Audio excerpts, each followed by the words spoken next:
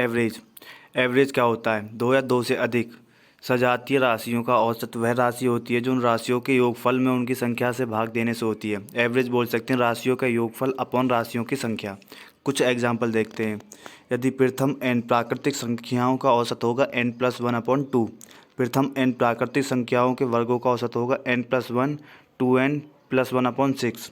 प्रथम n प्राकृतिक संख्याओं के घनों का औसत होगा n+1 का होल स्क्वायर अपॉन 4। एक एग्जाम्पल देखते हैं। फिर प्रथम 50 प्राकृतिक संख्याओं का औसत क्या है? तो अभिष्ट औसत क्या n+1/2, तो 51/2 हो जाएगा 25.5। प्रथम 25 प्राकृतिक संख्याओं के वर्गों का औसत क्या है? अभिष्ट औसत 25 + 1 2 × 25 + 1/6, तो ये हो जाएगा 26 × 51/6 2 to 1। यदि ए बी सी डी तथा ई 5 क्रमागत विषम या सम संख्याएं हों तो उनका औसत a+4 अथवा e-4 होगा। इसी प्रकार यदि क्रमागत संख्याएं 6 हों तो उनका औसत a+5 अथवा e-5 होगा। तो एग्जाम्पल देखते हैं। 5 क्रमागत विषम संख्याएं a b c d तथा e का औसत 21 है। उनमें से e का मान ज्ञात कीजिए। तो क्या होगा? e-4 = 21। तो e कितना आ जाएगा? e = 21 + 4, तो हो जाएगा 25। Type 2 trick. n व्यक्तियों की औसत आयु में x वर्ष की वृद्धि या कमी हो जाती है जब इनमें से एक व्यक्ति जिसकी आयु y वर्ष है के स्थान पर एक नए व्यक्ति को लाया जाता है तो उसे नए व्यक्ति की आयु y + nx वर्ष या y - nx वर्ष होगी। एक एग्जाम्पल देखते हैं। यदि 6 व्यक्तियों के औसत वजन में 1 किलोग्राम की वृद्धि हो जाती है जब उनमें से 45 किलोग्राम के व्यक्ति के स्थान पर एक नया व्यक्ति आ जाता है तो नए व्यक्ति का वजन क्या होगा? तो इसका फॉर्मूला क्या था? y + nx। y क्या हो जाएगा इसमें? 45 प्लस n क्या होगा? 6 x क्या है इसमें? 1 वर्ष, तो यहाँ से कितना आ जाएगा? 54 + 6, तो क्या होगा? 51। Type 3 trick. n व्यक्तियों की औसत आयु में x वर्ष की कमी या वृद्धि हो जाती है जब इनमें से 2 व्यक्ति हैं जिनकी आयु क्रमशः y वर्ष तथा z वर्ष है तो के स्थान पर 2 नए व्यक्तियों को लाया जाता है तो इन नए व्यक्तियों की औसत आयु तो होगी y + z - nx/2 वर्ष, या बोल सकते हैं y + z + nx/2 वर्ष। तो एक एग्जांपल देखते हैं। यदि 8 व्यक्तियों की एक समिति में से 25 वर्ष तथा 35 वर्ष के 2 सदस्यों के स्थान पर 2 स्त्रियों को लिए जाने से समिति के सदस्यों की औसत आयु में 1.5 वर्ष की वृद्धि हो जाती है।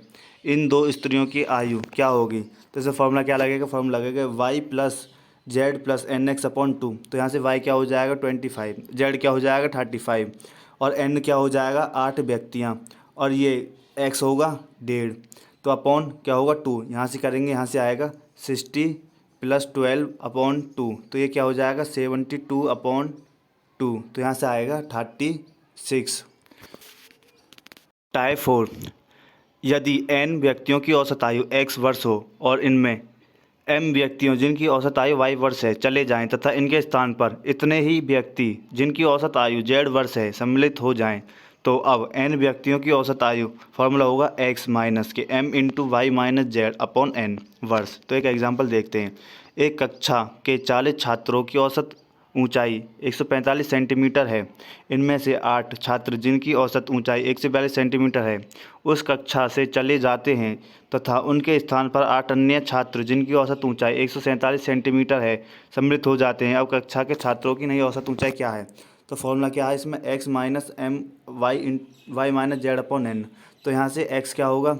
x होगा 145, m क्या है? m में 8, और y क्या होगा? y होगा 142, z क्या होगा? 147 अपॉन ये क्या होगा? n होगा 40। तो फॉर्मूला लगा, तो यहाँ से आएगा 145 सॉल्व करके प्लस 40/40 आएगा। तो यहाँ से क्या आएगा? 145 + 1, तो यहाँ से आ जाएगा 146 सेंटीमीटर होगी। टाइप 5।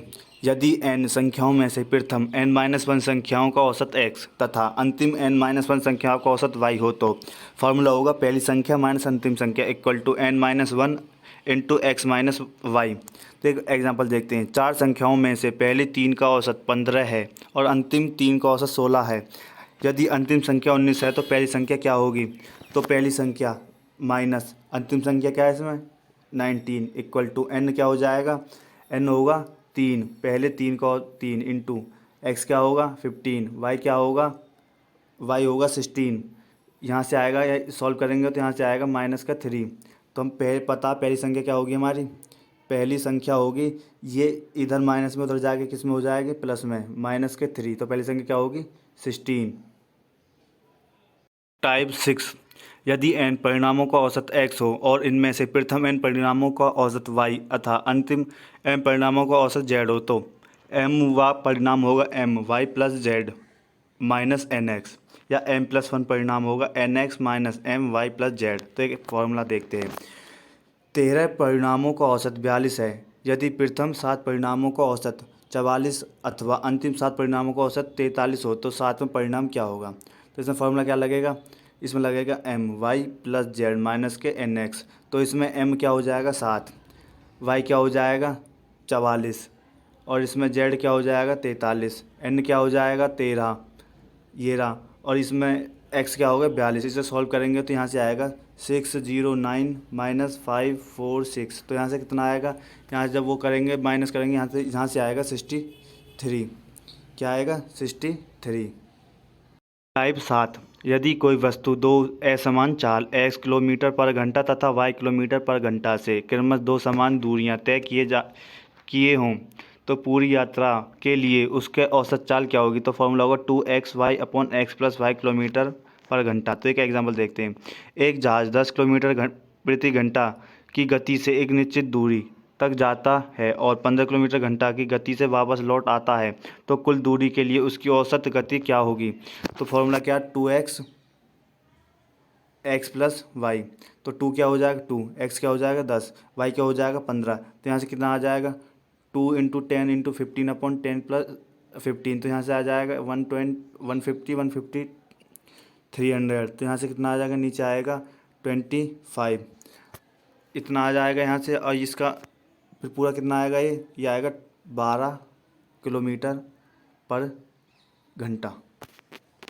टाइप 9, यदि G1 व्यक्तियों की औसत आयु A1 G2 व्यक्तियों की औसत आयु A2 तथा G1 प्लस G2 व्यक्तियों की औसत आयु A है तो फॉर्मूला होगा G1 upon A minus A2 equal to G2 upon A1 minus A, या G1 A1 minus A equal to G2 A minus A2। तो एक एग्जांपल देखते हैं। एक वर्कशॉप में काम करने वाले सभी कर्मचारियों की औसत तनख्वाह 1950 रुपये है 950 रुपये है यदि 15 अधिकारियों की औसत तनख्वाह 5250 रुपये और अन्य कर्मचारियों की औसत तनख्वाह 850 रुपये है तो वर्कशॉप में काम करने वाले अन्य कर्मचारियों की संख्या कितनी होगी? तो हमें पता माना कि अन्य कर्मचारियों की संख्या x है तो हमें G1 क्या हो जाएगा इसमें x, A1 minus A2, A1 क्या हो जाएगा इसमें? A1 हो जाएगा 5250 माइनस के A2 क्या हो जाएगा 950 इक्वल टू ये कितना हो जाएगा?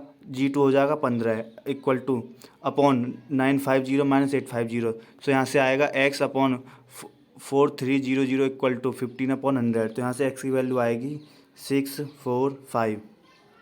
टाइप 10, यदि तीन संख्याओं में से पहली संख्या दूसरी संख्या की n गुनी तथा दूसरी संख्या तीसरी संख्या की n गुनी हो तो फॉर्मूला होगा फर्स्ट सेकंड थर्ड n1 का 1 n2 का 1 हो जाएगा। इसका हो जाएगा n1 into n2 1 into n2 और लास्ट में होगा 1 इंटू 1। तो एक एग्जांपल देखते हैं। तीन संख्याओं का औसत 49 है यदि पहली संख्या दूसरी संख्या की दुगनी है और दूसरी संख्या तीसरी की दुगनी हो तो सबसे बड़ी तथा सबसे छोटी संख्या क्या होगी? तो क्या होगी? पहली सेकंड फर्स्ट। तो ये क्या हो जाएगा 4:2:1।